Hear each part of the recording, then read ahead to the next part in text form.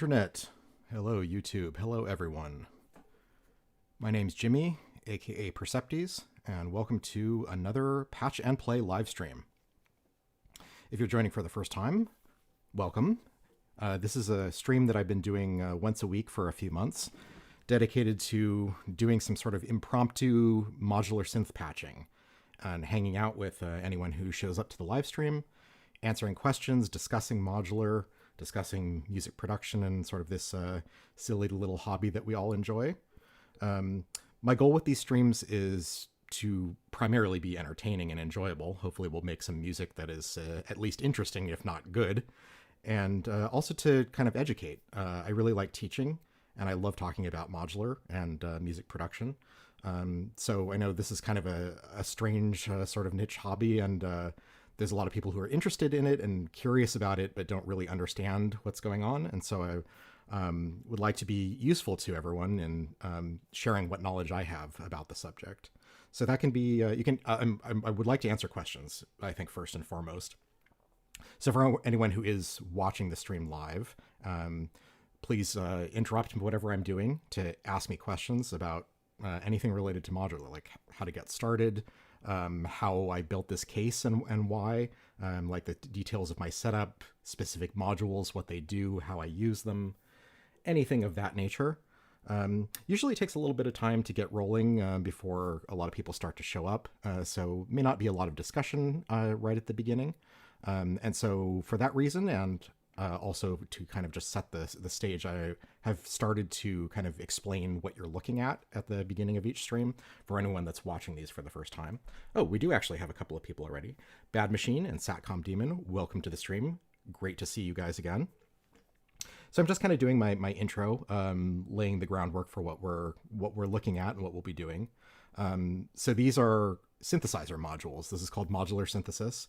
And you may think of a synthesizer as like a thing that looks like a piano keyboard with a bunch of knobs and buttons on it. But that's just kind of one kind of standard way of using a sort of a prepackaged synthesizer. The idea with modular synthesis is that you break apart all of the internal components that make up a synthesizer and how it produces its sound. And each one of these little boxes does, a fraction of what a full synthesizer would do. They each do one thing for one specific purpose, and there's hundreds and hundreds of these things, and you pick and choose which ones that you want, and you create a sort of a custom instrument based on your own needs. And then you use 3.5 millimeter audio cables that kind of similar to what you'd use to plug in a pair of headphones to connect these patch points in between the modules, and that determines the signal flow of how the electricity goes from one to another to create the final effect that you want.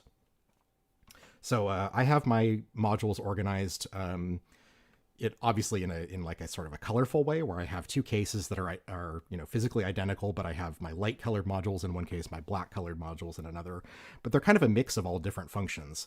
And there's enough variety of module purpose here that I can create an entire piece of music with just what you can see in front of you. I don't need external instruments. I don't need software. This is kind of like a groove box design. So it's got drums, it's got melodic instruments, it's got things for modulation, for changing the sound over time, sequencers for deciding what pitches and notes to play and when, and so on and so forth. I've also got a small case over here that has kind of just sort of my overflow of extra modules I have that don't fit in the larger cases. And we may use some of these and we may not. And finally, the other boxes down here are a couple of devices from Oxy Instruments. This kind of a rectangular one right in front of me is called the Oxy One. It's a sequencer that plays very well with modular. So it's got 8 different sort of tracks that you can sequence with a bunch of different modes. It can be monophonic, polyphonic, rhythmic based, sort of stochastic, like chance based sequencing. And it's got this nice connection where I can connect via an HDMI cable to this module right here that allows me to easily patch the control signals from the sequencer into things on my system.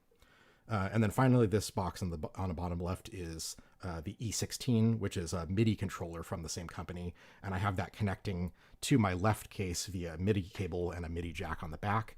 And that allows these two modules right here to receive signals that I can use for anything in my patch. And I can sort of do these macro performance controls from these knobs on this little box down here. And I think that's pretty much the lay of the land. It's a very, very fast, high-level overview. Please ask questions if you'd like to know more specifics about anything. And Dave Woods Music, welcome to the stream. Nice to see you. Thank you for coming. And let's see, what are we going to do today? So yeah, I don't really plan much in advance what I'm going to do on these streams because I want part of it to be about kind of seeing the process of how you come up with what you're going to do. Because modular tends to be very experimental. So usually you're not like, oh, I have a specific sound in my head that I want to create and I'm going to use these exact things to achieve it. It's very often more exploratory and you're kind of just plugging things in and trying things and seeing what inspires you. So I think starting with kind of a blank canvas at the beginning of these streams is a really good way to kind of demonstrate how the process works, at least for me. Which I think may be more interesting than something that's, sort of prepared in advance. And in that case, I might as well just make it a video, right? The point of it is to, kind of be live and to change what we're doing based on what people are interested in seeing. So let me have a sip of tea before my tea starts getting cold, and I will think a minute about what we should start with today. But if you have a request for anything in particular, please let me know.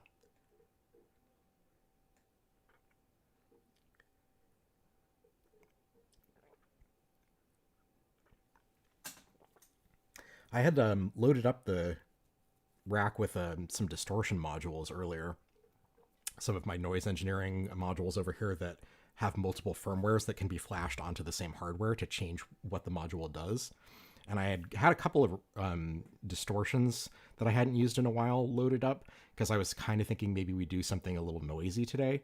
But as it turns out, some fairly stressful things have been going on in my life today. And so I'm kind of leaning more towards something a little bit more relaxing and calming today. I feel like I don't really want to listen to a lot of noisy distortion.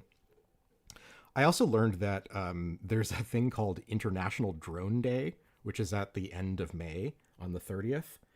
And we're not there yet, but I thought maybe it'd be kind of fun to do something inspired by that, like building a sort of a drone with like a long running sound that just, plays a single note but evolves in timbre over time to kind of hold the interest.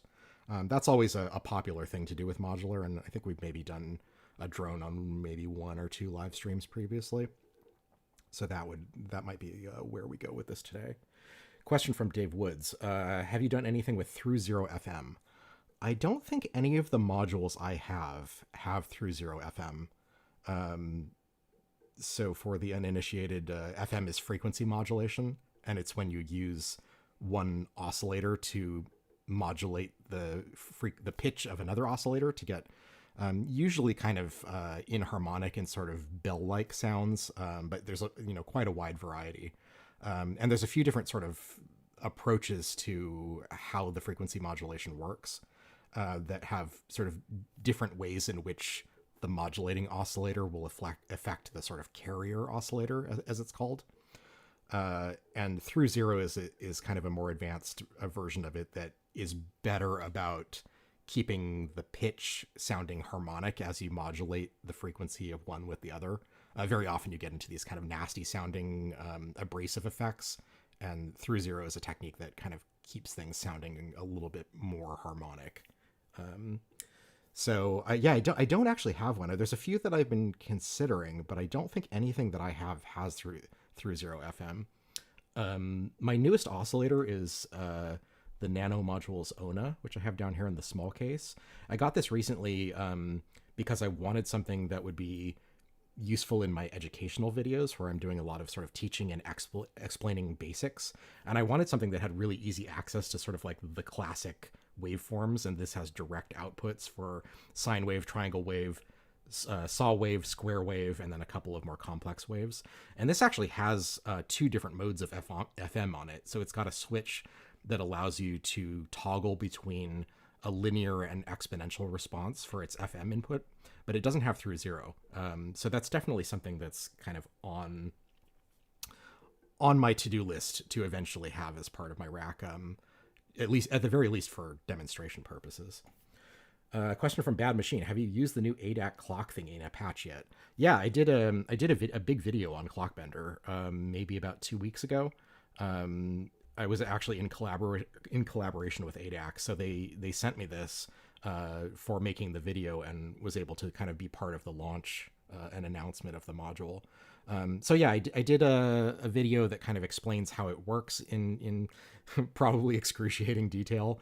And then there's a few examples of using it for different patches, like for kind of offbeat rhythms and for sort of timing modulation events. And I forget what else, but yeah, definitely check the history of my channel and you'll find a lot of content on the Clockbender already.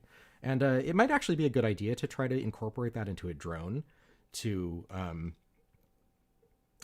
I think part of what makes a drone interesting is kind of little changes and little things that come in and out here and there, but kind of in an unpredictable way.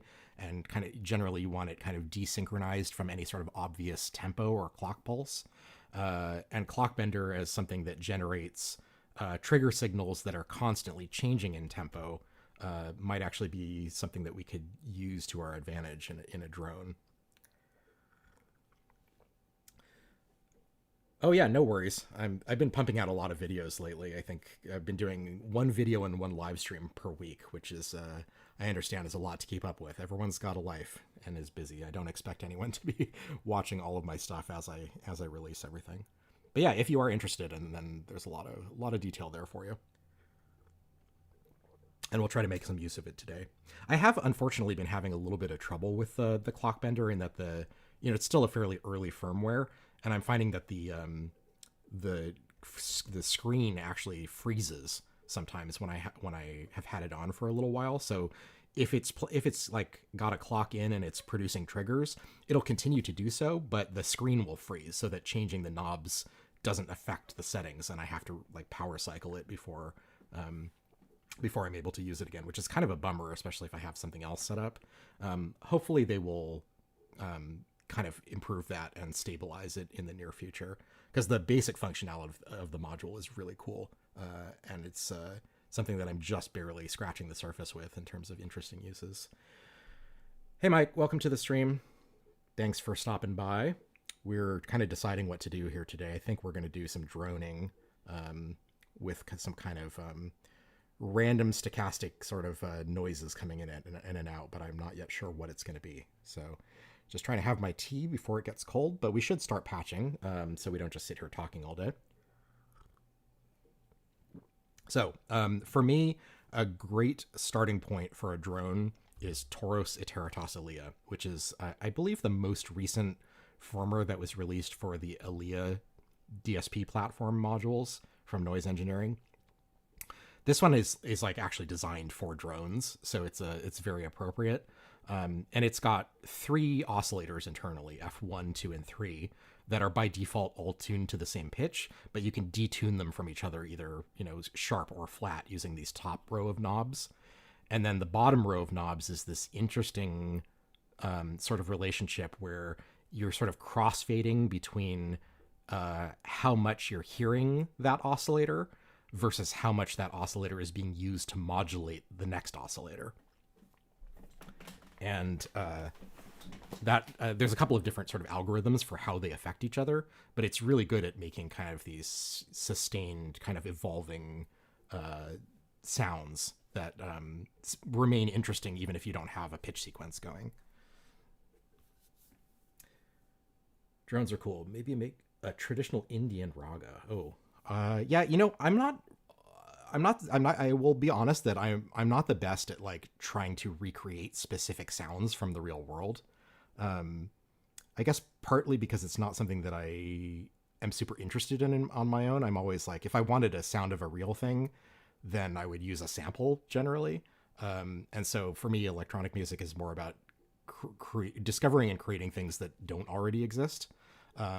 Although I understand that for some people, like one of the sort of fun puzzles of working with synthesizers is seeing like, how can I take these basic building blocks and simulate or approximate some sort of real world sound. For a sitar, though, we can use rings, which has like perhaps like a kind of a sitar-ish sound. So we'll definitely get that involved here, because it's got, on its most popular setting, the orange resonator mode is called sympathetic strings, which is what a sitar is.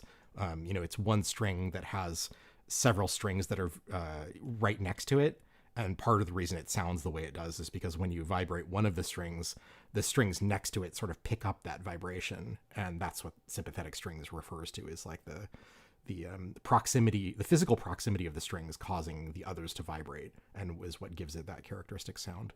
So yeah, this is definitely calm and relaxing, especially with some reverb on it. So I couldn't tell you how to like build a sitar sound from scratch, at least not off the top of my head. But fortunately, I do have rings that will provide us a good basis for that. Okay, so let me shut up and start actually patching something, because otherwise I will just talk forever. So I'm going to start with maybe, trying to decide whether to send Toros directly through effects or use it as a send. Let's start with just patching it directly. So I'm going to send I guess I can use a pretty short cable here. Toros is unfortunately a mono oscillator. So we're going to have to put some work into making it an interesting stereo image on our own. But so let me patch out. Actually, it does have two outputs, but one of them is just sort of they call it the fundamental out, and it's just like I think like a sub oscillator that's just a saw wave to kind of give you the pitch that the oscillator is tuned to. So let's set, I guess we should also tune this. That would be a good start. So let me plug the output of Iteritas into our tuner. And F? Sure, let's use F. You don't always have to tune to C. You can pick other pitches, although I don't often do. Okay, so we're tuned to a root note of F2. And let us send this in. Get one more cable. Okay, so I'm patching it through Iteritas Versio, which is a reverb, also from Noise Engineering. And we should instantly hear some sound once I plug this in.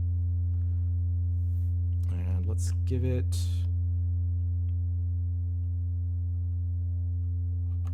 some reverb.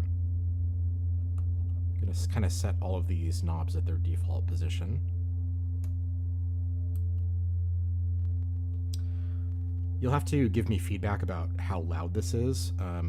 It sounds pretty quiet to me compared to the sound of my voice, but I want to make sure that you all can hear clearly. So I have the Toros module set with its octave switch position to 24, which means that there's a 2-octave range between the default pitch and how high it'll go. It can be, each oscillator can be offset, and also you can go lower. Maybe actually 12 would be enough, 1 octave.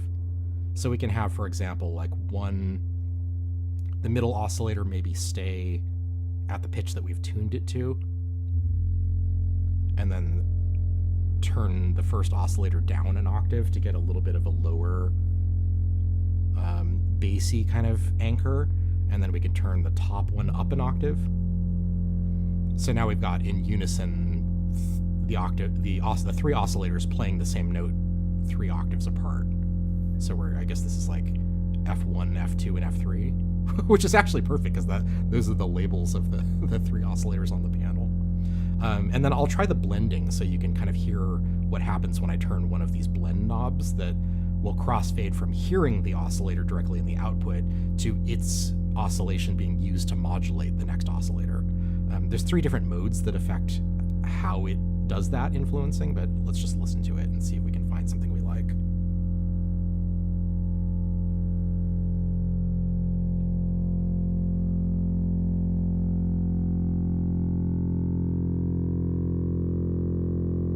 So that's pretty subtle because it's a very, low pitch. So it was just kind of providing some feeling and foundation. You can hear a little bit of those upper harmonics coming in the higher ranges of the blend. Let's try the middle one. Actually, you know what? Let me also zoom in on the right case so maybe you can see a little bit better what I'm doing.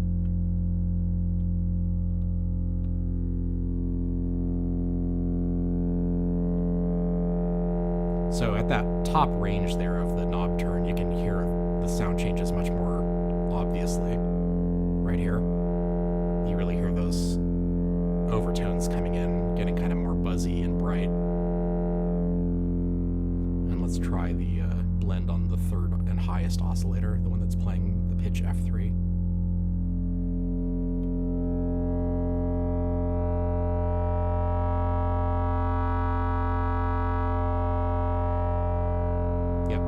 So the higher the pitch the oscillator is playing, the more obvious the sound is using its modulation to affect the next oscillator in series. Yeah, definitely like a Foreman sound.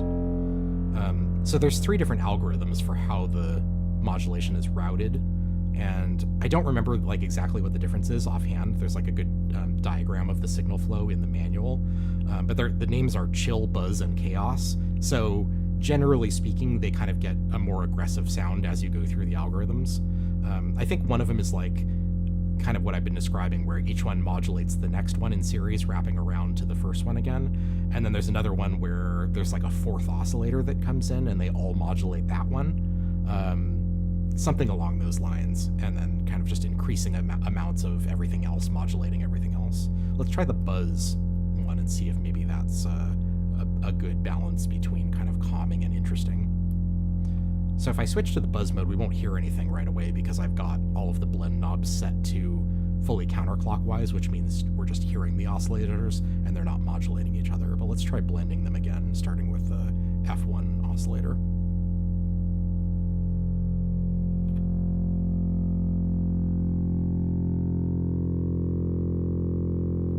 So you get a little bit more of sort of an overdriven sound, which I think is still fairly subtle, but I think a little bit more apparent than the chill mode. Let's try the second oscillator.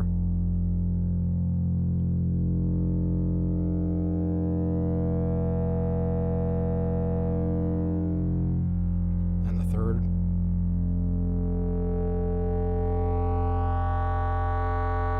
Yep, pretty apparent. All right, let's do that one more time on the chaos mode just to hear what it sounds like.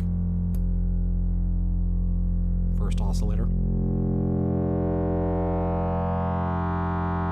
So you can hear in the chaos mode, even the blend for this first oscillator that was like very subtle in the chill settings is very clearly changing the sound significantly. Second oscillator. Oh, that's interesting. I actually don't hear much change on this one. I think it's just due to the tuning, how it kind of lines up. Third one. Oh, interesting. That's also fairly subtle. But we've also only been, blending one of these at once. So if we turn up the blend on all of them, or at least 2 of them at a time, the sound should get much more aggressive.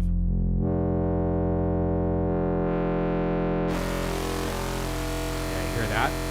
So when we start blending in modulation from all 3 of them, it gets pretty nasty. That's maxed out at chaos, maxed out on the buzz algorithm, and maxed out on the chill algorithm. So let's maybe pick the middle ground. Let's go with buzz.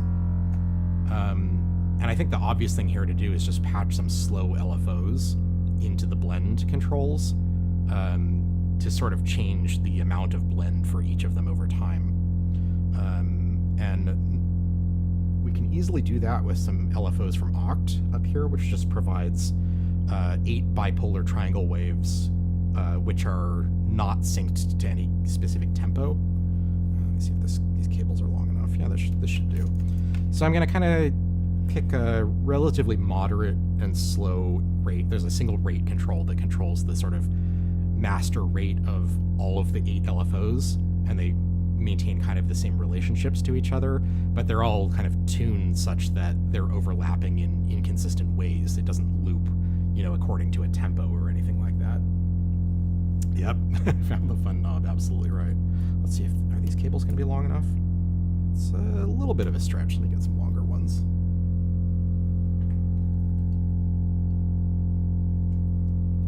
Actually, maybe I'll use these little clear ones. So let's take the fastest LFO, or actually maybe we'll take a medium speed one, go a little slower. And let's plug that into the blend. And because this is a bipolar signal, I'm going to set the default position of these three knobs to the middle.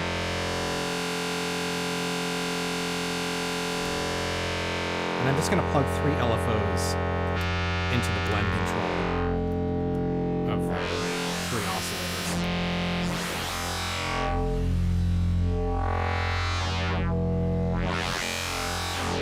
So you can see just with those 3 patch cables, you've got a very dynamic drone sound.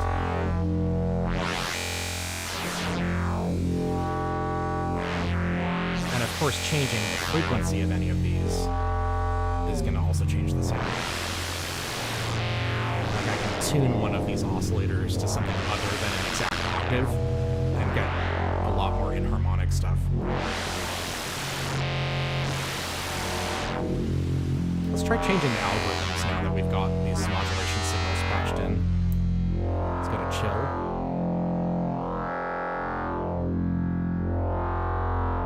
Oh, I actually like that a lot.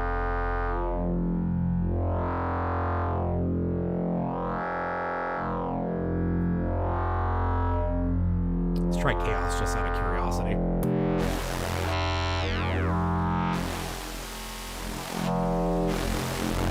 Yeah, so some very extreme timbral changes in the chaos mode.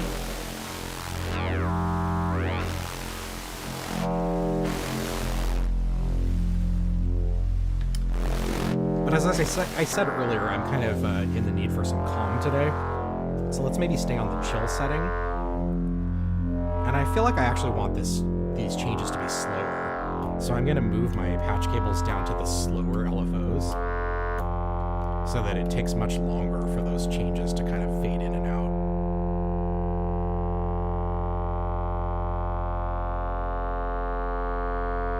Yeah. And then let's also increase the reverb amount, because I'm not hearing a lot of it right now. We'll turn up the regen. It's also possible that we need slightly different settings, because it may not be super easy to hear the reverb against a voice that is constantly droning and doesn't change very quickly. So I'm kind of just turning up the wet-dry mix on the reverb so that we're hearing slightly more of the wet signal than we are of the dry signal. I've got the reverb, or the feedback cranked up to like 100%, so it should be pretty much constant. And then there's a tone control that's kind of like, you know, like a DJ style filter, or like a tone control that you'd have on a guitar effects pedal, where you're just kind of making the sound darker when you turn counterclockwise from center and brighter when you turn clockwise. Yeah, we need a lot more reverb. I agree, this doesn't feel like enough. There's also, so there's size and dense are the other two sort of primary reverb shaping controls. Size is kind of like the size of the virtual space. So I think they're at those larger sizes, it sounds better. And then dense is kind of a blend of kind of how the delay taps that make up the reverb are spaced. So when you have it all the way at its minimum position, it'll sound more delay-like. And when you have it at its maximum position, it'll sound more reverb-like.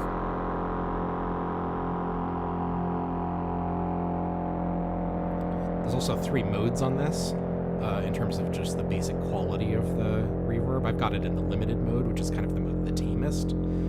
There's also a distorted version, which is, I think, like kind of like a BBD-style delay. Bucket Brigade, like an old analog delay, which should be a little more distorted. And then there's a shimmer delay, which will add like a pitch shifting effect.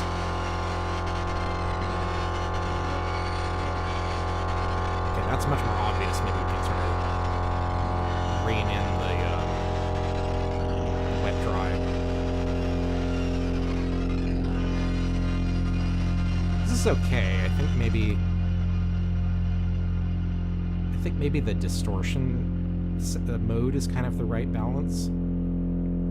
And then there's this LCR mode toggle that kind of, not super clear what it does. It's not well explained in the manual, but I think it's something about the order of sort of the signal processing chain in terms of the left and right stereo channels. So I find that the sort of stereo image is easier to hear when you have it in either left or right mode. This is a tap tempo. So I can give it like we can sort of clock the reverb to a tempo. I'm not sure it's going to be very relevant for a drone. It makes more sense with a rhythmic patch. And then it's got built-in modulation. So there's a speed of modulation, and then the index is a bipolar control that determines the amount that modulating signal is applied to the delay line. So I think if I turn it left, we get like a kind of just random modulations. And then to the right is like a sine wave modulation. If I slow it down, that might be more appropriate for our drone. I kind of like the random modulation. So just kind of a subtle amount maybe at a fairly slow speed. And maybe we should modulate some of this too, actually. I think maybe the size parameter would be, I mean, we're already modulating the size internally with the, that's because that's what these two modulation controls do. But why don't we send another LFO, another fairly slow LFO, and let's send it through an attenuator so we're not changing it too dramatically. We'll just give like maybe 25% of the strength of the modulating signal to the size input.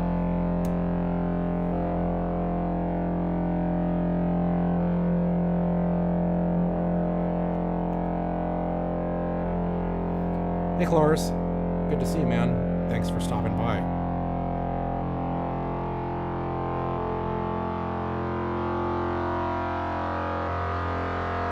I think we also need a filter on this because I don't really want it to get quite as bright as it's getting. So I think I'm gonna unpatch Toros from Electus for a second.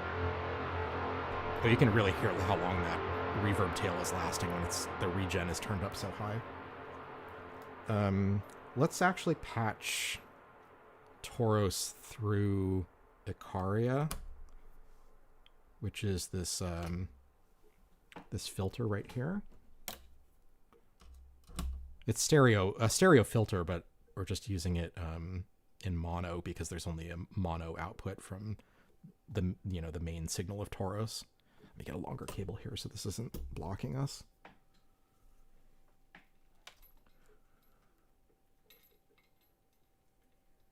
Ideally, you can all see this clearly.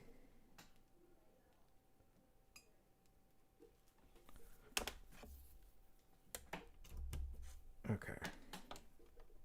That's better. And let's patch in. Actually, you know what I'm going to do? I think it would be... Actually, I'm going to try something. So there's a cool technique that you can do with Icaria because it's stereo, but the way it works is it's actually essentially like two mono filters that are parallel to each other. And it just has normaling. So if you only have a mono input, it'll just copy the left input into the right input. And then the left and right outputs are basically just the the filtered version of the two parallel filters.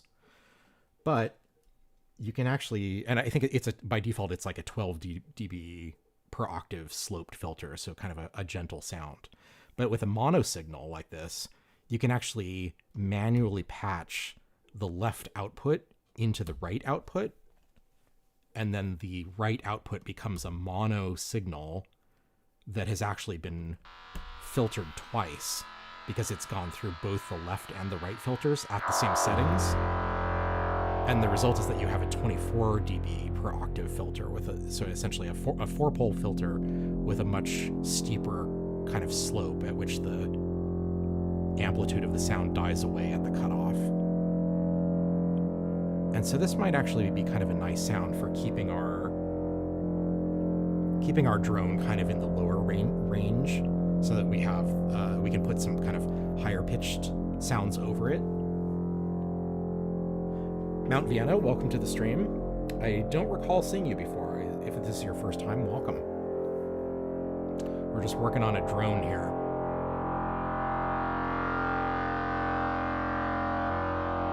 I think that sounds pretty good.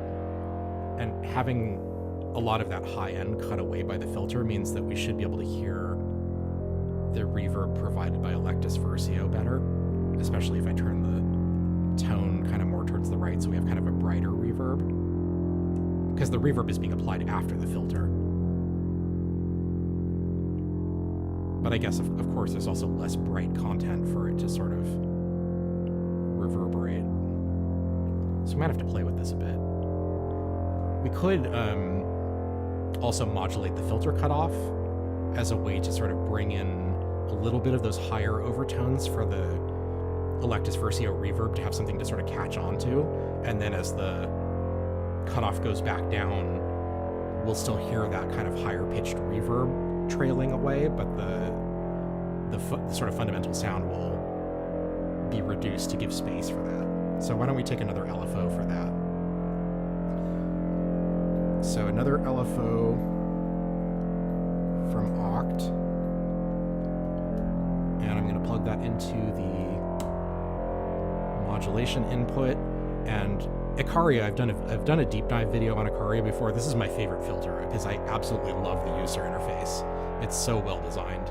So the modulation input is an envelope follower by default. It's actually like listening to the audio input, creating a control signal based on it, and feeding that into the cutoff of the filter. With a drone, it doesn't really make much sense because you have kind of a constant amplitude. But if I break the normaling by patching in an LFO to the mod signal, then the mod control becomes an attenuator for that incoming modulation signal. And it's a bipolar attenuator. So I can turn it up slightly and allow just a little bit of the strength of that LFO to affect the cutoff. And so we can just sort of dial this into taste by using the built-in attenuverter. Well, thanks for stopping by, Dave Woods. Appreciate it. Hopefully we'll have something good by the end of this stream for you to check out. I mean, drones are kind of always good, I guess. That's why part of why they're so popular. So this sounds pretty good. I feel like I want the reverb brighter, though.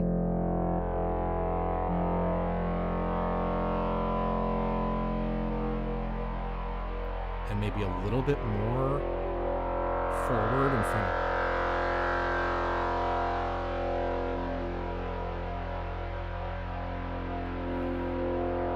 I think this sounds pretty good.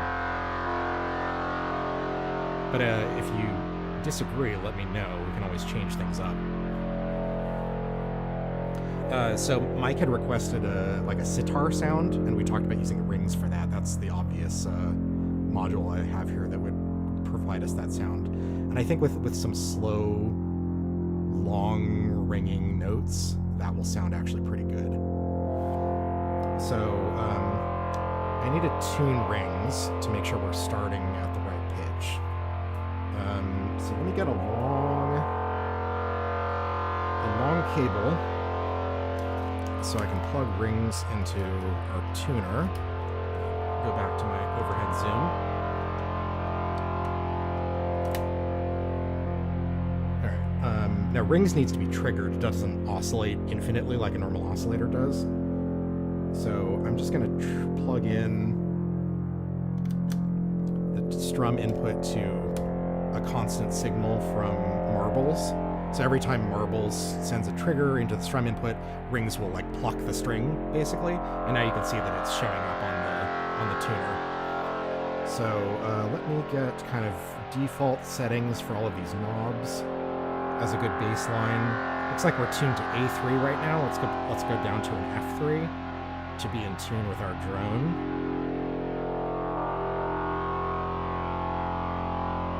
All right, pretty close. It's hard to get it exact, but it should be good enough. Oh. Come on. Come on. Alright, we're just gonna leave it there. Yes. Oh, that's an interesting idea, doing beads after sea legs. Now, I think unfortunately I have beads set up in the sort of send effect mode, where it won't pass any of the dry signal through. So we'll actually have to go through the mixer to achieve that. So what I'm going to do is I'm going to send and this is something we can do in stereo, because Rings has an odd and even output, which is a little bit different than left and right. It's like odd and even sort of harmonics are emphasized on one output versus the other. But you can kind of treat them as left and right for the purposes of just mixing your music. So let's plug the odd input into the left side of our second channel, and the even input into the right side. We're gonna have to do some mix balancing, because I think it's probably gonna be fairly quiet compared to our... Let's actually bring the drone volume down for now, just so we can hear Rings really clearly. Yeah. So there's our kind of pluck-like string sound, pretty close to a sitar as in terms of like a starting place. And then I'm going to send the first stereo output from the mixer into the stereo input of sea legs, which is a delay and reverb module. Primarily delay, but it has a little bit of sort of a fire and forget reverb built into it. And then we'll take the output of sea legs back into the stereo effects return on the mixer. And then we need to send some portion of the dry signal from Rings through that first send output. And I'll set it to about 50%.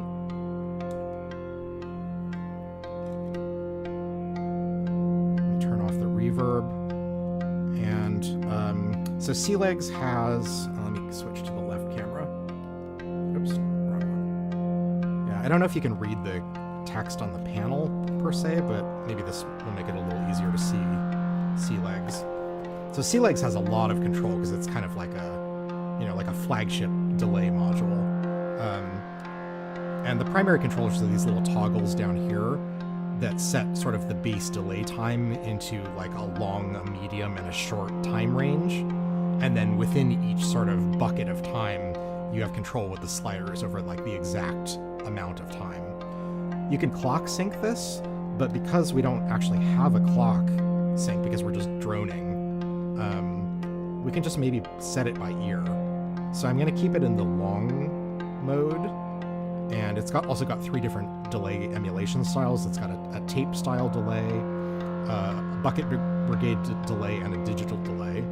I think since we're using the BBD mode on Electus Versio, probably BBD is kind of the sound we're getting. That's sort of a bit grimy, like a analog delay that will degrade as the delay feeds back, I should say. Let me get rid of the drone for a second, and let's see if we can actually hear the delay clearly. Let me turn it all the way up, or give it a lot more input. I had the filter off.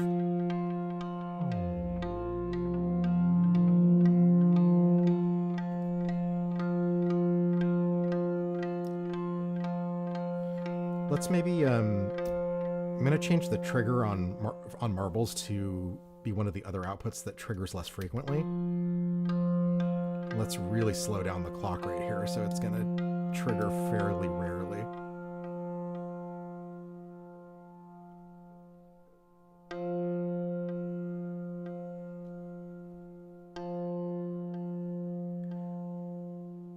So you can hear the delay from sea legs now. It's a pretty long time between the initial attack of the ring sound and when you hear that first repeat, which actually I think sounds nice. Maybe we'll turn up the feedback a little bit so that it repeats more times.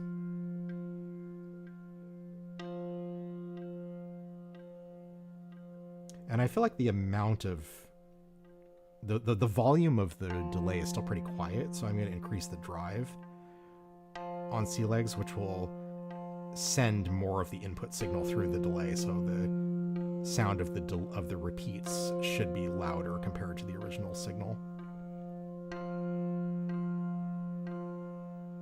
Yeah, there's 3 different modes for how the stereo channels relate to each other, and I have it in ping pong mode, so it'll automatically bounce back and forth between the left and right channels.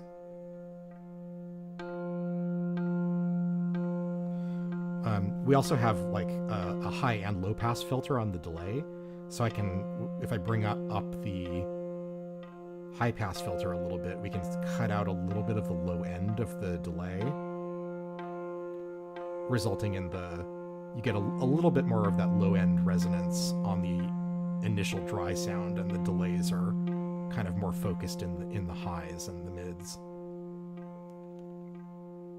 And then this color slider will give us some additional sort of degradation of the delayed signal. You can hear this. You hear that? You get kind of a hiss on the delay as I start to get to about the 50% point. It's maybe a little much, so let's dial it back a bit. I feel like I actually want to slow the delay time down. I want it to be pretty slow. Maybe bring up that drive a little bit more. I really want to hear it almost as clearly as the dry signal. And then we can also do internal modulation of the delay time with these rate and depth controls. So if I turn the depth up a little bit, you'll start to get some pitch warbling as the rate of the delay changes over time. And I find a little bit goes a long way with this. And this control here changes the waveform of the modulating signal. So I've got it set to like a sine wave right now. We could try turning it all the way down. Will give us like a tape delay style wow and flutter, which is kind of interesting when combined with a BBD algorithm, that you're kind of combining the effects of 2 different delay types in one. And then C-Legs also has its own built-in reverb, although you only get 2 controls. One is like the decay time of the reverb, and the other one is kind of like a wet-dry mix. So if I turn the reverb amount up to like 50% and the decay time to about 50%, just gives it a nice little smear that kind of evens things out, that I think will work well in a drone patch like this. Let's bring our Toros voice back in and try to get a nice volume balance between these two.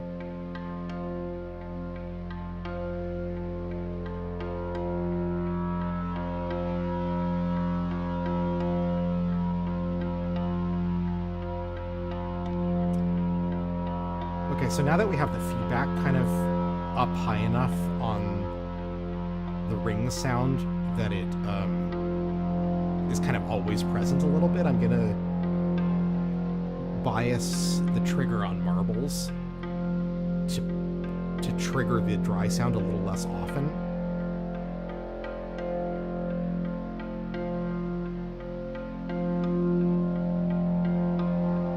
Perhaps significantly less often, actually. We may want to actually turn the feedback down a little bit. And let's also change the pitches that Rings is playing, so it's not always the same note. Maybe we'll just start with octaves. So I can use the CV side of marbles to do the pitching, the pitch sequence also. If I have the steps control turned all the way clockwise, which means that the pitches coming out of the CV side of marbles will always be octaves of the root note. So if I plug well, let's do the X1 output so that it changes pitches at the same time that it triggers new notes, because T1 and X1 are linked. Let me know if you want more details about marbles, because it's pretty complicated. Let's patch that into the volt per octave, which is the pitch input of Rings. And now we should start to get octave up from that initial note.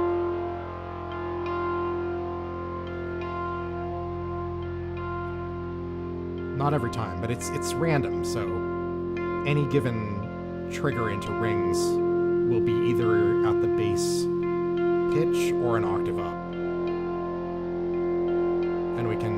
bias control on the CV side of marbles to influence how likely it is to pick a low pitch versus a high pitch.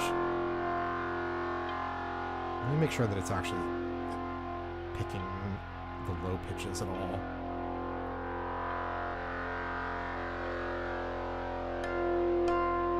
Seems like it's not.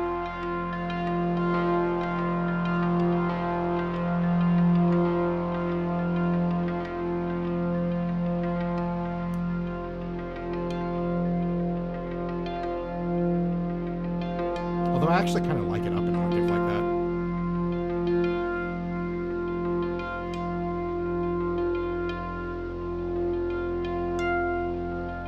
There we go. So occasionally we'll get a pitch that's even higher. So let's bias it to the lower range so that most of the time it'll pick a low pitch and occasionally we'll get an octave up.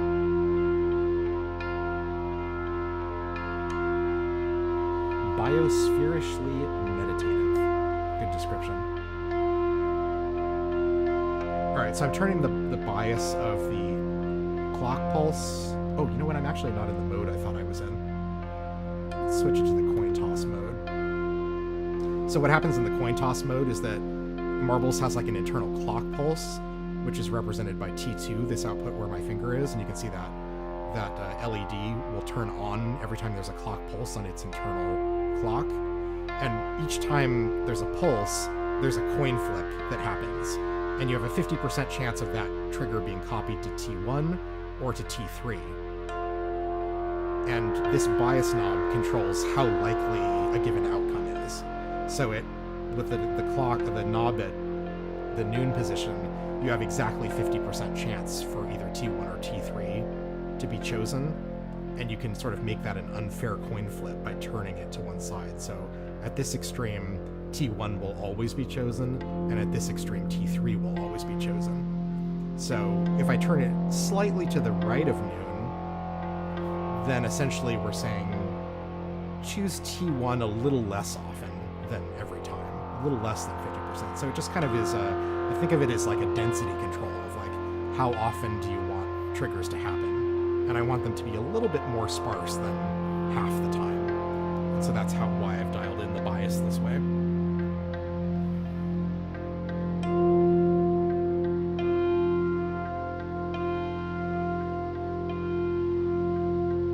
Yeah, I think that this very slow delays on C legs are great here. It sounds really nice. We can maybe even do a little bit more rate modulation on that delay. See, so if we're very unlucky with the triggers, then we get kind of a segment of time where you don't hear rings at all, because it's just been a long time since the coin flip has chosen T1.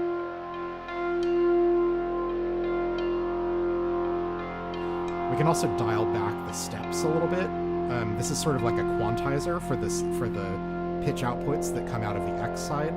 When I have it turned all the way to the right, it makes the quantizing very strict so that every voltage that comes out has to be an octave of the root note. But if I dial this back a little bit, we'll start to get like other pitches within the scale.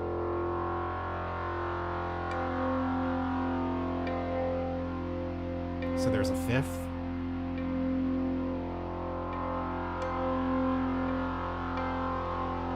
Which may be all we need, actually. Just roots and fifths might be good.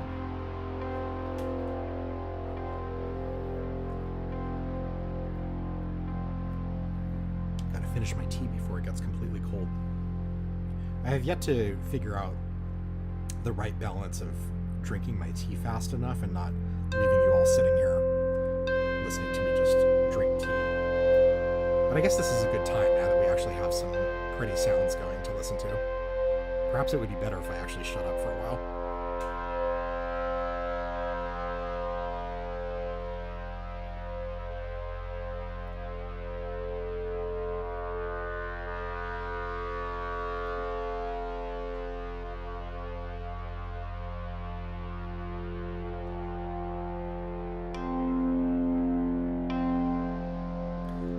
A few minutes ago, Bad Machine had suggested rings into C legs into beads, which I actually haven't done yet. I am just sending C legs directly back to the send effects return.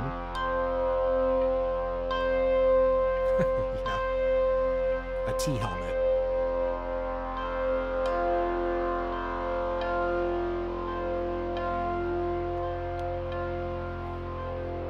So let's unpatch the delay for a second, and let's send the output of sea legs into beads. And remember, this is going to be, because this is in fully wet mode, we're sending only the delayed signal out of sea legs and none of the dry signal from rings. So if we process that with beads, we're going to be processing just the repeats, which I think could actually sound pretty interesting. Usually I'd go the other way around, where I'm processing rings with beads first and then into a delay. But this could sound pretty cool. Let's see, is this cable going to be long enough? It should work. So let's unplug that for a second. I'm going to send the output of sea legs into the input of beads. And beads is a granular synthesizer, so it's a little bit similar to a delay in the sense that it's going to be recording the audio input of what's coming in and playing back little snippets of the output, but it's kind of more random than that, I guess, would be kind of a broad way of describing it, that it's playing back little tiny snippets of the input and not necessarily at like a constant rhythmic pulse. So it can be used to make sort of textures that you wouldn't get with a normal delay. Okay, so let's send the output of beads back into the send input. And already we've got something lovely.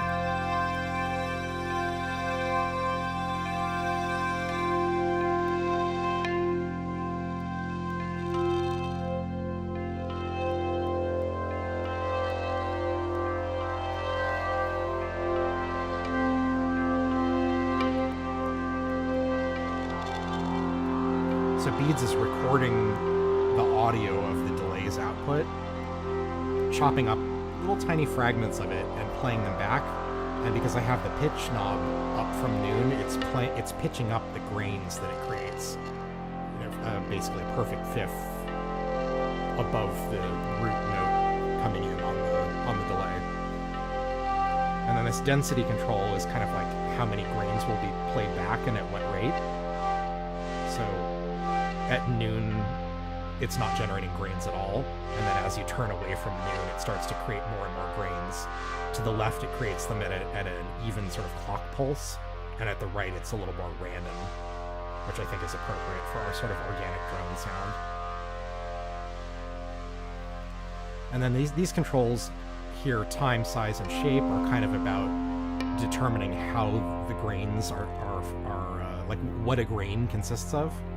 The time control changes which part of the recent audio buffer the grain is created from. So the more you turn to the right, the farther back in time you're drawing recorded material from. And then size is like how long an individual grain lasts. So with here being kind of the 0 point, if I turn to the right, you get these little short grains. You hear that kind of pitter-patter. And then the higher you turn this up, the longer those grains get. And they start to get smoother and kind of more atmospheric. And then shape applies a volume envelope to each individual grain. So at the far left, you just hear kind of a hard on-off, where you get the full attack of the grain. And then you turning here, you get kind of an envelope shape where you have an instant attack, but then the volume dies away.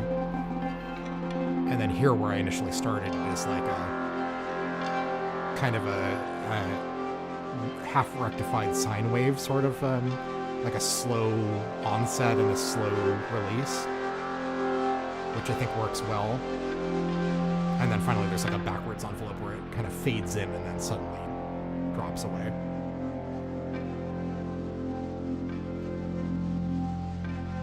And you can blend between these. So maybe we'll do kind of like a half instant envelope and a half smooth envelope. Maybe bring back the density a bit. And then you can also go negative on the size, which I think sounds great for this type of patch. So it's actually going to play the grains backwards. Yeah, doesn't it sound great? I love the backwards grain sound. And then Beads also has its own reverb built in, which is part of what's giving us this beautiful wash. So if I turn this off, you'll hear the difference. Especially if I turn off the C-Legs reverb too. And let's turn off the drone so we can really hear the difference. So this is rings through C-Legs delay into Beads, with Beads' reverb all the way off. But let's bring in the delay, the reverb on Beads.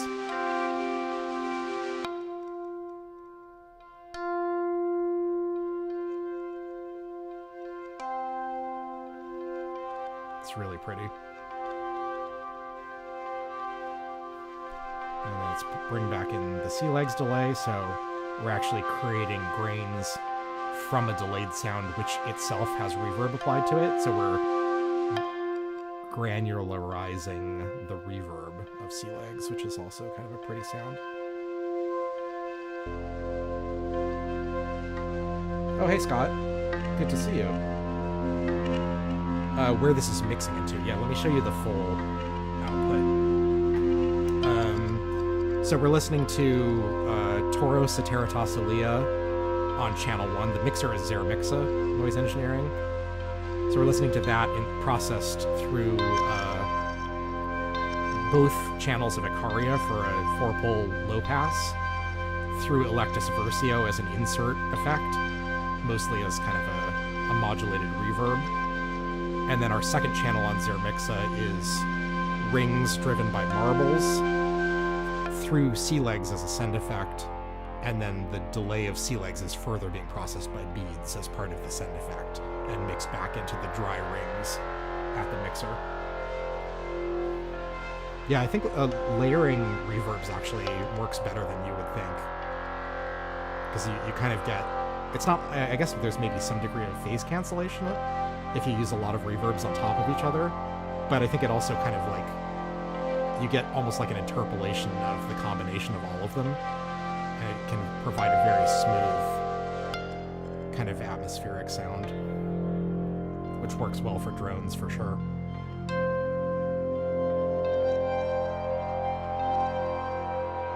So there's a lot of other points along this signal chain that we can modulate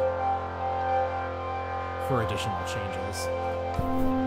Yeah, sorry, I was zoomed in on the left case because that's where we're doing most of our patching and adjustments right now.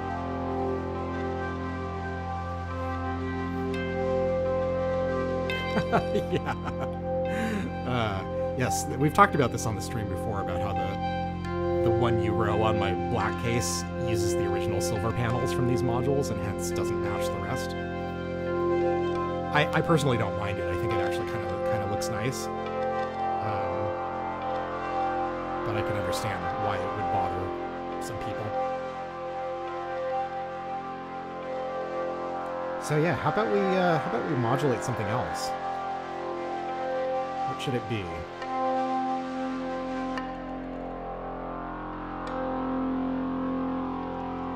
Maybe the sound of rings would be a good target.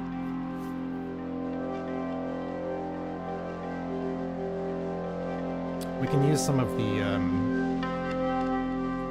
the further unsynced modulation signals from the oct expander into rings to kind of give some timbral changes to the dry sound of rings that again don't correlate with any sort of obvious tempo.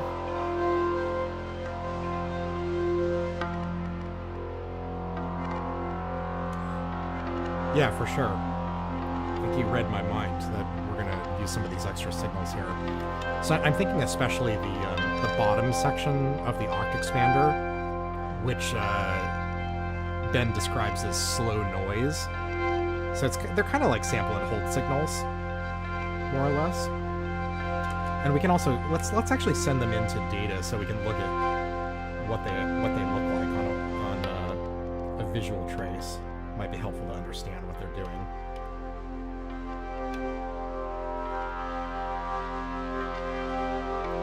Okay, so let's grab...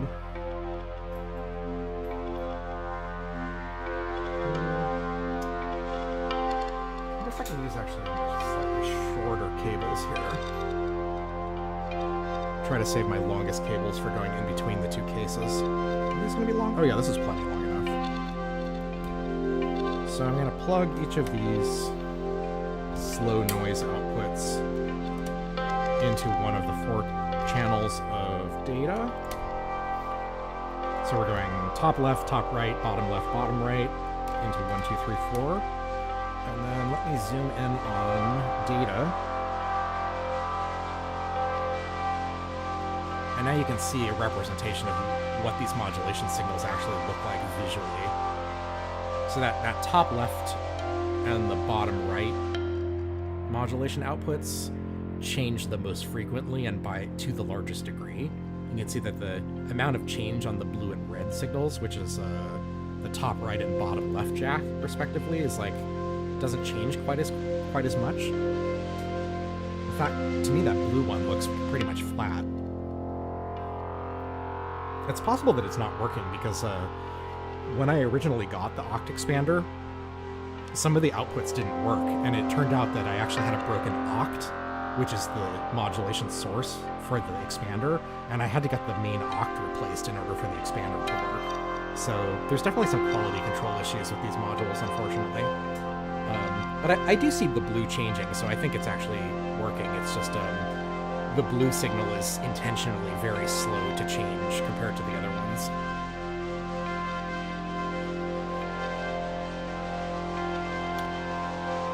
Hey, Maxine Power, welcome to the stream.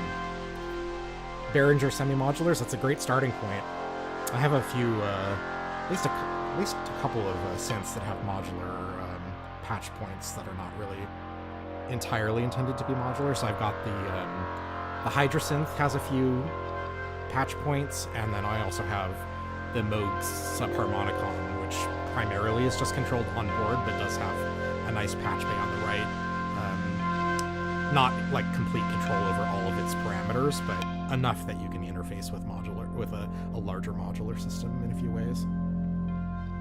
Okay, so let's take these signals and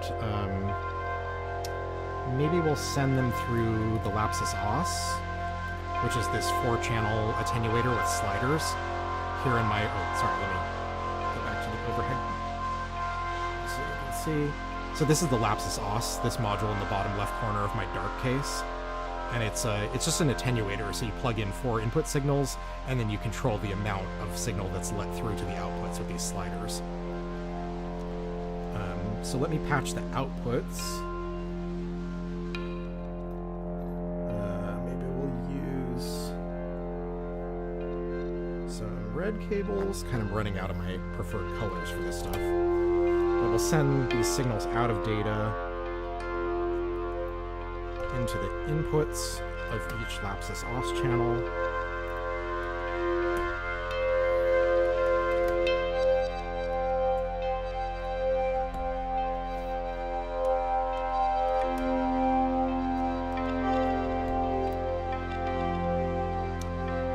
And then we just need to decide... Oh, thanks, Mike. Good suggestion with rings. Or sitar will serve us well. Just try to make this clearly visible as I can. Love Datek, am I pronouncing that right? Welcome to the stream. Thank you for stopping by. We're working on a calming drone today in honor of the upcoming International Drone Day on May 30th. And also in honor of me needing some relaxation today. This life is difficult. Okay, so now we need to send the output of the attenuator to some modulation destinations. I think the dry sound of rings is an obvious contender here. So let's get one signal going to maybe the position. I'm just going to bring the attenuator all the way up. Get it overhead. So I patched the output of this first channel, which is our green trace on data coming from the slow noise on the oct expander. And actually, this actually has a built-in attenuator on its own. So maybe I should patch these into things that don't have an attenuator to make use of lapsus os. Although ironically, like pretty much everything we're using has a built-in attenuator.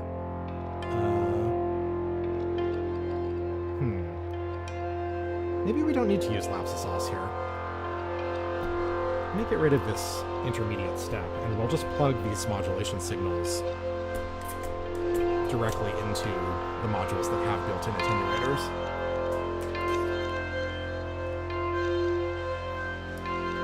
So let's do this one at a time. Position on rings, and then we'll bring in some of the signal. Let's just put it at full initially to see how it sounds. So rings is like trying to model a physical instrument, and the position control is sort of like, if you think, I think it's easiest to describe for drums. Like if you think about the surface of a drum, where you hit the drum physically on its surface, like whether it's closer to the center or closer to the edge of the drum, will actually change the way it sounds when you hit it. And that's kind of what the position knob is simulating. It's like where on the instrument are you physically interacting with it. Okay, let's send this really slow signal into maybe the color on C legs. So if we turn this attenuator all the way up. Yeah, so you can really hear that, right? That's maybe too much. Let's dial that back a bit. And just bring in a tiny bit of that signal.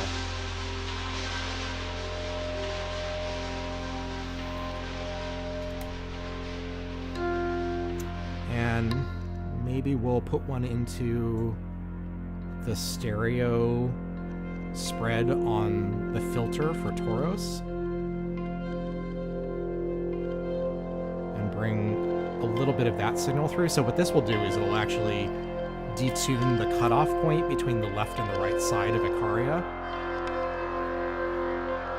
And actually, maybe this doesn't really work since we're using it kind of in a mono mode. We're chaining the left filter into the right filter in series. And so ultimately both filters are being applied. I think this won't actually make any difference. We would need to be listening to stereo outputs from the filter to hear anything there.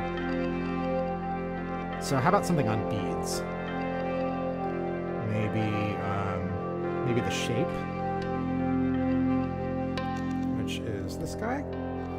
So this will change the amplitude envelope that's applied to the grains being generated. So let's turn it all the way up to start.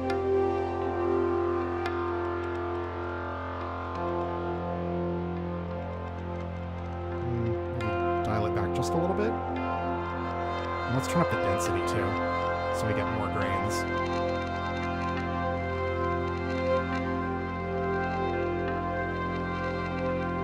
So this should kind of change how much of a sort of hard attack you hear at the start of the grains.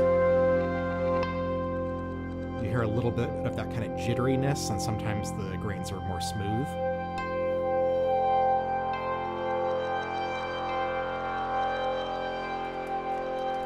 For our last modulation signal, maybe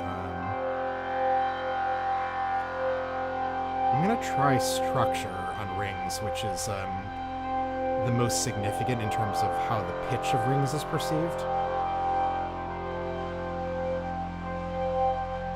It kind of changes the relationships between the harmonics produced by the resonator, so it can make things sound very beautiful and kind of consonant, but it can also create some more dissonant and sort of inharmonic sounds. Yeah, you can kind of hear there was some dissonance that just came in there. So maybe a little bit will be all we need here to get some variety without an ugly sound.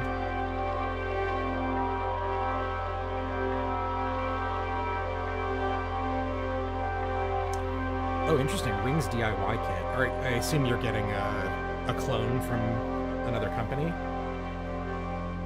I actually don't know the history here, whether Mutable Instruments ever offered DIY versions of their official modules. I assume not.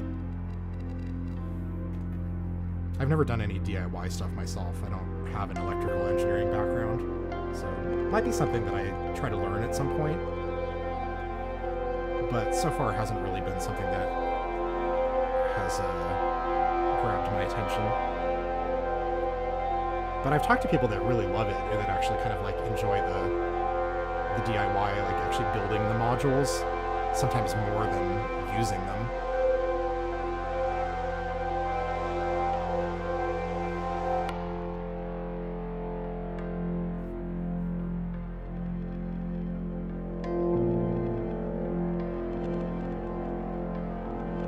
I'm gonna try bringing back the steps control on pusher man. Okay.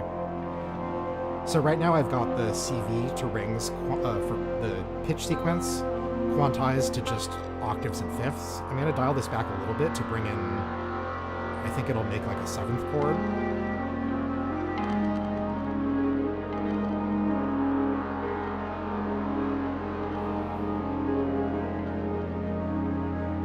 That's pretty.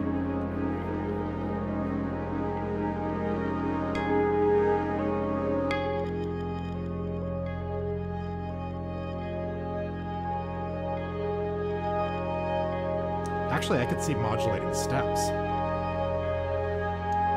Let's take a unipolar triangle wave from the oct expander, and send that through through lapsus os for attenuation. Because the steps input jack on marbles doesn't have a built-in attenuator. Let's see, is this cable long enough? Nope. Need something long. So if I take the full strength triangle wave and plug it into... Actually, this probably is fine, because it's... I guess we don't really need to attenuate this.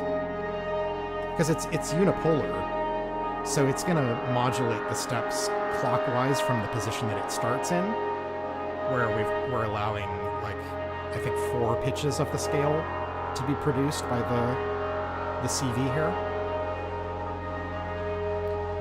And the triangle wave, let me use like a slower one, will occasionally modulate this so that it's only allowing fifths and then only allowing octaves. So essentially I'm just kind of using this as a probability control in a sense, like the likelihood of producing pitches other than the root or the fifth is decreased because we spend less time in that quantization position and a little bit of more time, you know, with the steps control more clockwise, which reduces the number of pitches it can produce. I may not have explained that very clearly. Let me know if you have questions.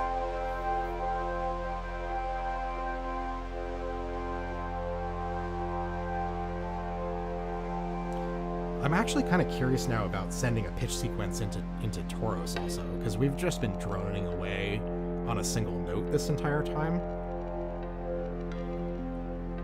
But I wonder if we send different pitches from time to time, how that'll sound.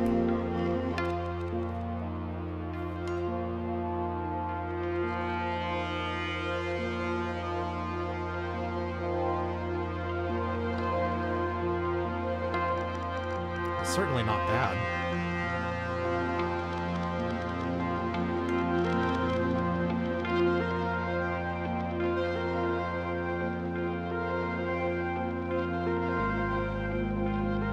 Oh, that's actually really pretty. When you get a note change in the bass on Toros there, it's like really changes the harmony of what we're hearing.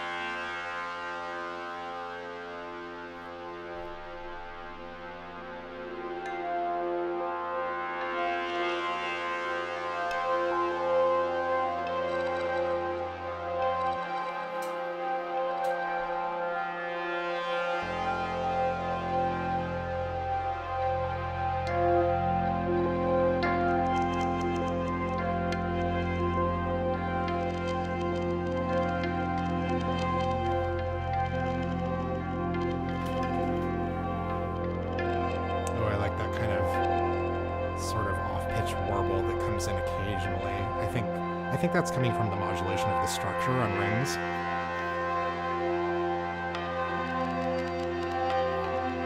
And maybe dial that back a little bit.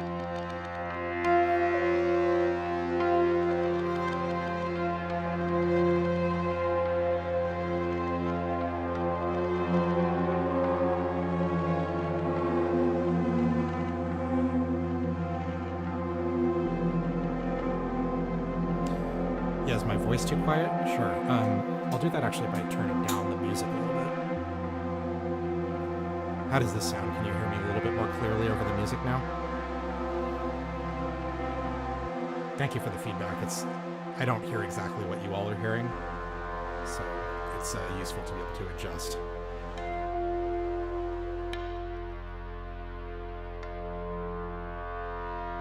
I feel a little torn here because I like to do these streams for about 2 hours each time, and I'm just looking at the clock. We're only a little shy of an hour and a half. And I like to keep, building towards something all the way to the end. But this already just sounds so nice. It's kind of what I was hoping for today. It's just something that you can kind of let yourself drift away to. And so I'm kind of inclined to just not talk much and maybe just kind of slowly modulate some things and listen to this. But as I said at the beginning, in addition to enjoying what we make, it's a primary goal of these streams for me to teach. And so if there are questions or suggestions, please let me know. I'm happy to redirect things in whatever way you'd like to see it go.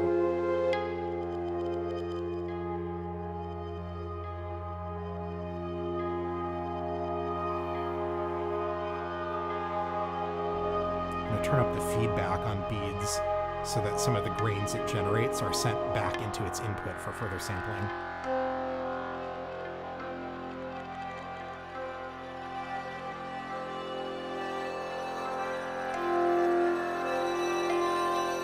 Gives kind of a shimmery effect, almost like a shimmer reverb.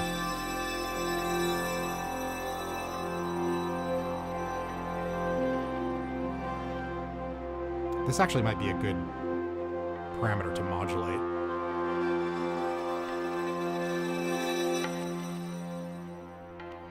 Why don't we send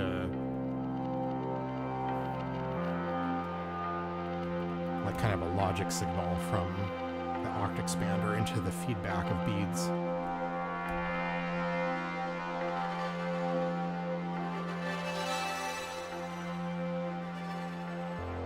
With just a little bit of the signal let through, attenuating it down to almost nothing, because I don't want it to be a really strong distracting effect, like if I turn it up all the way.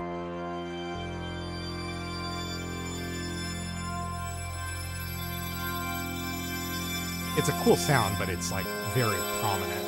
I want it to be a little more subtle. So let's bring it down most of the way.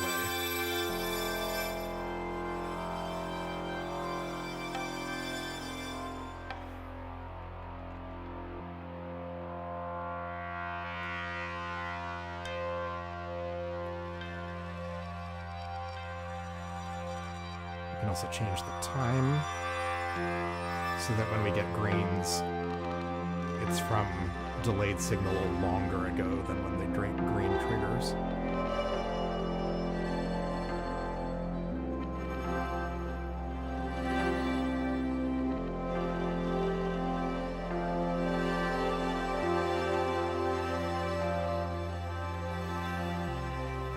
Maybe a little more modulation on the drone too. And we can try bringing in the shimmer once in a while on the drone reverb.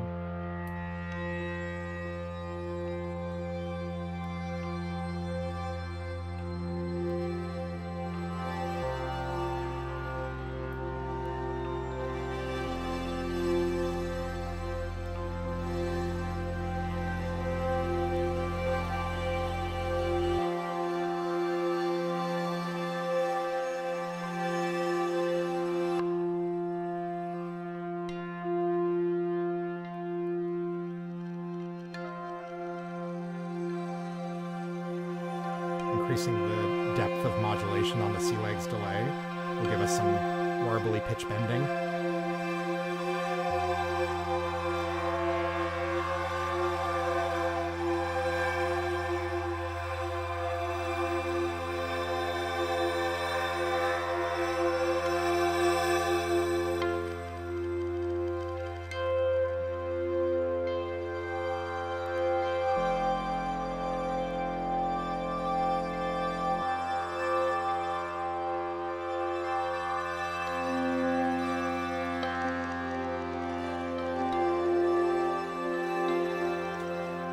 I could just listen to this in the background for hours.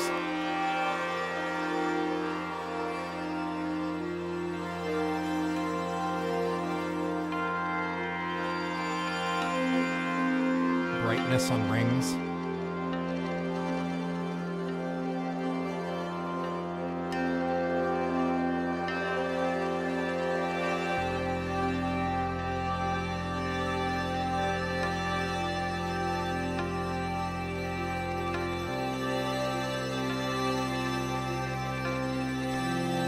How about we modulate the brightness with a logic signal?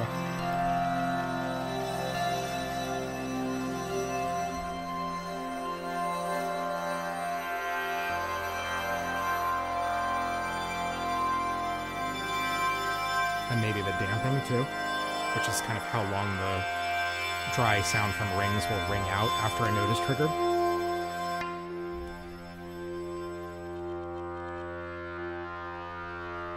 Let's decrease the sort of baseline amount a little bit.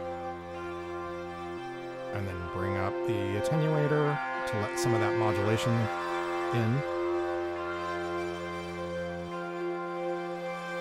Might need to leave the baseline the same and just get longer notes from the baseline.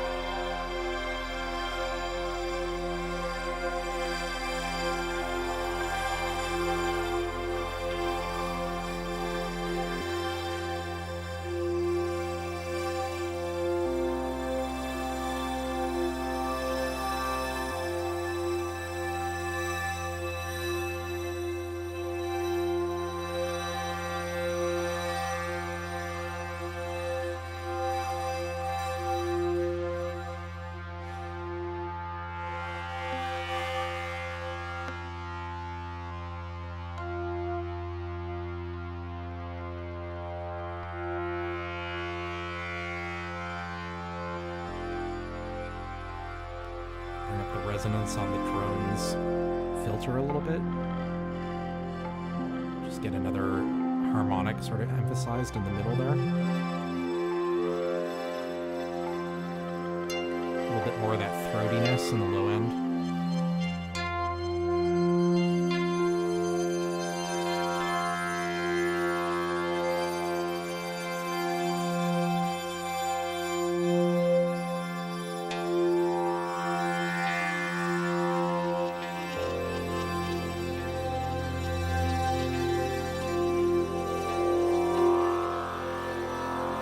I think it's a well-known scientific fact, Satcom Demon, that the sound of a drone will improve curry cooking. This has been well established by many studies.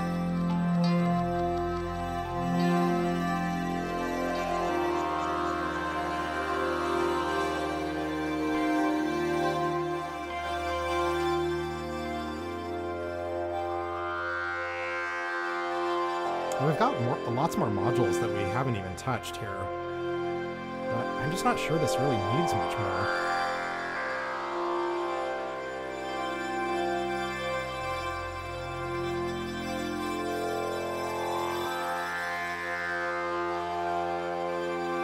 suppose it might actually, I'm kind of curious to hear the fundamental output of Toros, which just gives us I think it's just a saw wave that's at the root pitch, kind of ignoring all of the other controls. I'd like just to hear exactly what that sounds like.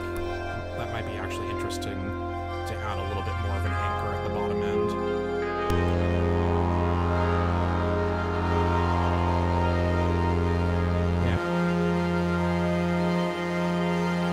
Why don't we send that into another filter? I'm going to send that into Neptune.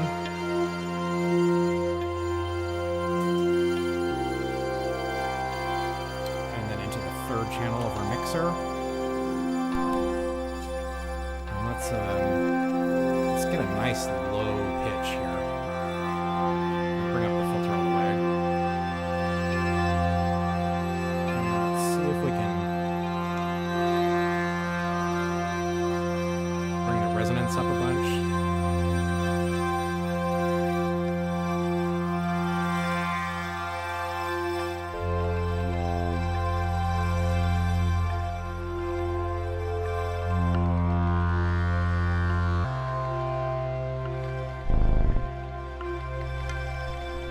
Just trying out the salt. Salt is a kind of a self-modulating parameter on Neptune that will at sort of audio rate modulate the frequency cutoff. Can give you some kind of gnarly sounds.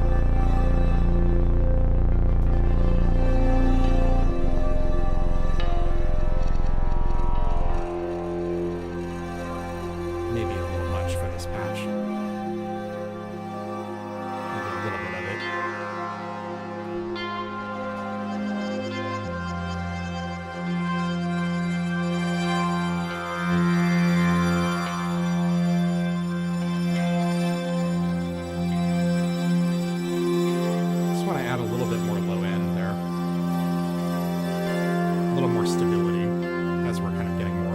Pitch modulation and other effects in these higher frequency range.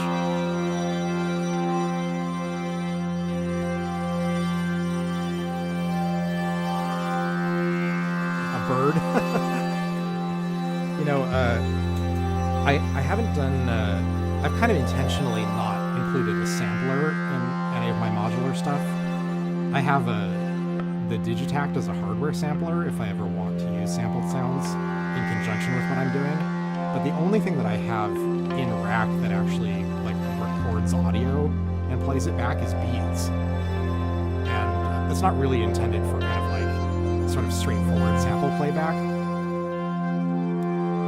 So unfortunately, I have nothing on hand that we can use to pipe in a real-world effect like that. But you're right, I probably need something in this setup that we can use for like a field recording. I think bird sounds or like wind or rain, something that you would hear like out in the middle of the forest or like a mountain range or something is like, yeah, definitely what you want for this kind of music. And I will spare you all and not attempt to make bird sounds myself.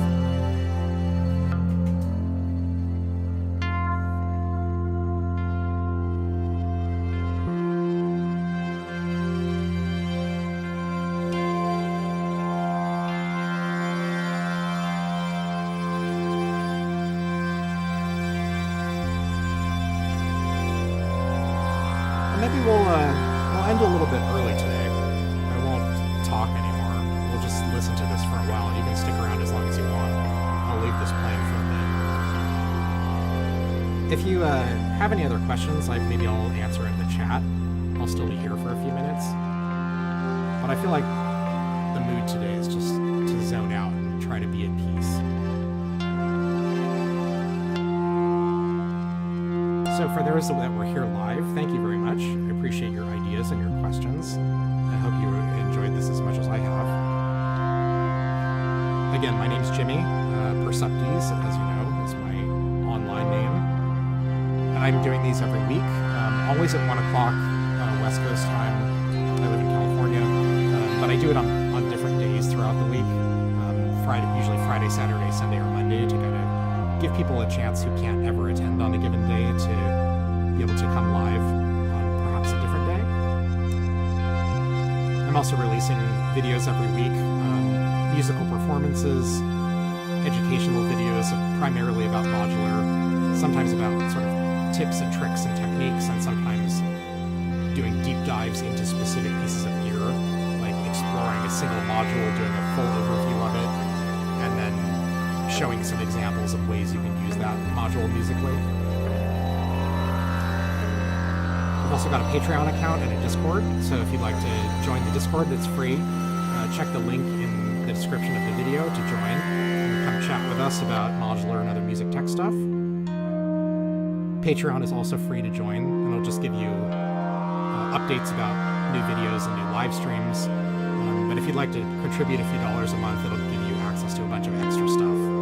So you get access to extra channels on Discord. You'll be able to download audio files for all of the music that I post to the channel. Be able to download sample packs on occasion, and you'll get patch notes in text form for all of the educational content that I post to the channel.